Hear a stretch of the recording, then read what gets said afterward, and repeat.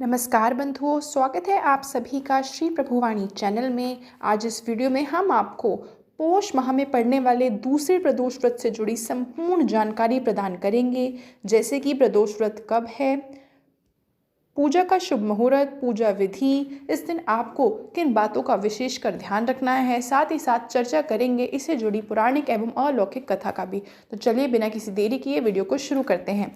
किंतु उससे पहले यदि आप हमारे चैनल पर नए हैं और इसी प्रकार हमसे जुड़े रहना चाहते हैं तो कृपया कर चैनल को लाइक, शेयर एवं सब्सक्राइब अवश्य करें। बंधुओं, प्रत्येक माह के दोनों पक्षों यानी कि कृष्ण और शुक्ल पक्ष की त्रयोदशी तिथि को प्रदोष व्रत रखा जाता है। प्रदोष व्रत भगवान शिव को समर्पित है। इस दिन भगवान शिव की आराधना प्रदोष काल यानी कि शाम के समय करने का विधान है। बंधुओं, पोष माह का दूसरा प्रदोष व्रत, जिसे हम शुक्ल प्रदोष व्रत कहते हैं, वह 23 जनवरी मंगलवार को है। इसी कारण से इसे भौम प्रदोष व्रत भी कहा जाएगा।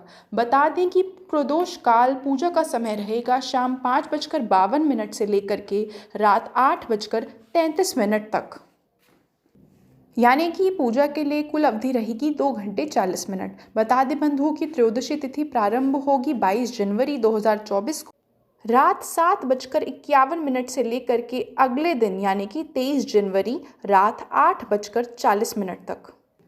चलिए आइए अब चर्चा कर लेते हैं भौम प्रदोष पूजा विधि को लेकर। तो बंधुओं, भौम प्रदोष के दिन सुबह जल्दी उठकर स्नान के बाद व्रत का संकल्प ले लें और अब भगवान शिव और माँ पार्वती की विधिवत पूजा करें। प्रदोष काल में भगवान शिव का गंगा जल मिले जल से अभिषेक करें और फिर उसके बाद उन्हें चंदन का लेप लगाएं। इसके बाद बेलपत्र, अक्षत यानी कि चावल, फल फूल, धूप दीप, चंदन, पान सुपारी अर्पित करें। इस दौरान ओम नमः शिवाय मंत्र का उच्चारण करें और फिर शिव चालीसा व भौम प्रदोष व्रत कथा, जिसका श्रवण हम आपके समक्ष कुछ ही क्षणों में करेंगे, वह करें। अंत में आप आरती कर लें। भौम प्रदोष के दिन शिव जी के साथ हनुमान जी की भी पूजा करने से सभी प्रकार के कष्ट दूर हो जाते हैं। आइए चलिए अब जान लेते हैं कि भौम प्रदोष के दिन क्या करना है क्या नहीं। तो बंधुओं, भौम प्रदोष के दिन ब्रह्म मुहूर्त में उठकर काले तिल मिले जल से आप स्नान करें, वे बेहद शुभ माने जाते हैं। प्रदोष व्रत के दिन प्रदोष काल में भगवान शिव को सफ़ेद पुष्प अर्पित कर सकते हैं तो ज़रूर करें। इस दिन प्रदोष काल में शिवलिंग का दूध, गुड़ व शहद मिले जल से अभिषेक करें, इससे धन वृद्धि के योग बनते हैं। व्रत का पूर्ण फल प्राप्त करने के लिए प्रदोष व्रत के दिन फलाहार रहना चाहिए। इस दिन भगवान शिव की पूजा के बाद खीर का भोग यदि आप लगाएंगे तो यह बेहद मंगलकारी होगा। और भौम प्रदोष के दिन भगवान जी की कृपा पाने के लिए उन्हें गुड़ या फिर बूंदी के बने लड्डुओं का भोग लगाएं। चलिए बंधु, आइए अब हम श्रवण कर लेते हैं भौम प्रदोष व्रत से जुड़ी पौराणिक एवं अलौकिक कथा का। तो व्रत कथा के अनुसार एक नगर में एक बुढ़िया रहती थी। उसके मंगलिया नाम का एक पुत्र था। वृद्धा को हनुमान जी पर बहुत श्रद्धा थी।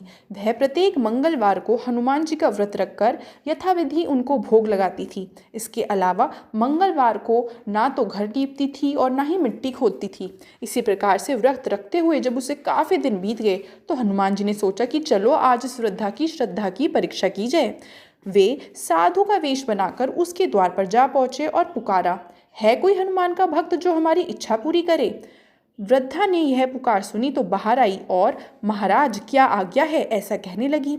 साधु वेशधारी हनुमान जी बोले कि मैं बहुत भूखा हूँ, भोजन करूँगा तो थोड़ी सी जमीन लीप दे। वृद्धा बड़ी दुविधा में पड़ गई। अंत में हाथ जोड़कर प्रार्थना की, हे महाराज, लीपने और मिट्टी खोदने के अतिरिक्त जो काम आप कहेंगे वो मैं करने को तैयार हूँ। साधु ने 3 बार परीक्षा करने के बाद कहा, तू अपने बेटे को बुला, मैं उसे औंधा लिटाकर उसकी पीठ पर आग जलाकर भोजन बनाऊंगा। वृद्धा ने सुना तो पैरों तले की धरती खिसक गई, मगर वह वचन हार चुकी थी। उसने मंगलिया को पुकार कर साधु महाराज के हवाले कर दिया, मगर साधु ऐसे ही मानने वाले ना थे। उन्होंने वृद्धा के हाथों से ही मंगलिया को औंधा लिटाकर उसकी पीठ पर आग जलवाई। आग जलाकर दुखी मन से वृद्धा अपने घर के अंदर जा घुसी। जब भोजन तैयार हुआ तो साधु ने कहा कि जाओ तुम अपने पुत्र को बुलाओ, मंगलिया को बुलाओ, जिससे वह भी आकर यहाँ भोजन कर सके।